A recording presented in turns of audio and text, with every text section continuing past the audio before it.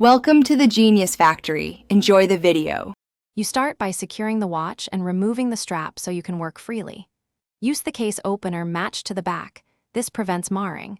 Once the back is loose, lift it with a guard to avoid gasket displacement. Blow away dust and photograph gasket placement for reference. Make sure to place tiny screws in a tray. This immediate action reduces mistakes and sets you up to remove the movement safely when you're ready to proceed. You now remove the crown or depress the release to free the stem. Mark its position so reassembly is exact. Once the stem's out, lift the movement with a padded holder. Never grip the dial or hands because oils and pressure cause damage. Clean the bezel channel using a lint-free swab and appropriate solvent to remove old adhesive and glass fragments.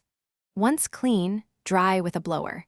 This ensures the new glass seats evenly without trapped debris that would break the seal. You place the replacement glass into the bezel and test fit it. Correct sizing is critical. Use a crystal press with pads matched to the glass. Press evenly from the center outward to avoid cracking. Once seated, replace or lubricate the gasket and torque the case back to spec. Refit the crown/stem and verify functions.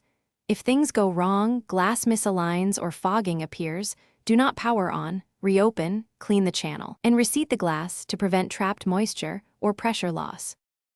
Thanks for watching. If you found this helpful, don't forget to like and subscribe.